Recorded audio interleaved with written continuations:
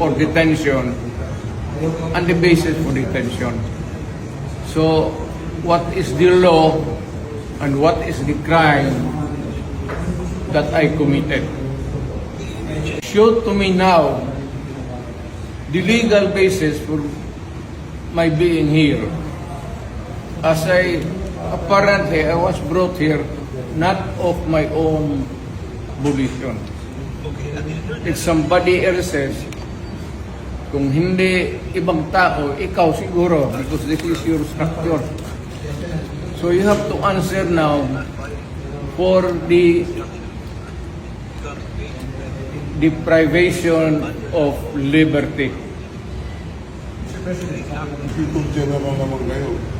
Alam mo ba na hindi man lang siya na-serve kung anong kaso kung sinacharge sa kanya ngayon? Hindi niya alam. No? Kahit na PI man lang. Alam mo, ang charge sa kanya nasa dyaryo lang. No? And then, hindi pa kayo na, ganito ginagawa natin. Sumusunod tayo sa isang entity na hindi na tayo member. Nag-withdraw na tayo. And yet, sir, you are the Prosecutor General. Yes. You know how to exercise due process. Before you can even file charges, you have to file a complaint. We have to file a counter affidavit. Without doing those procedure process, here we are being issued a warrant of arrest, questionable warrant of arrest. Ano naman po, sir? And there's naman doon blooper, puro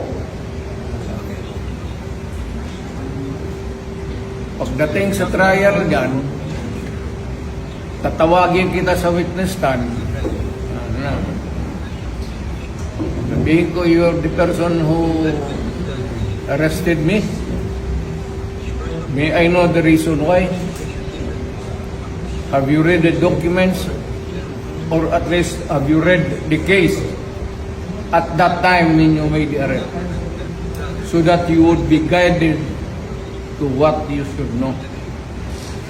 Yan lang yan. Kaibigan tayo, galing ako gobyerno.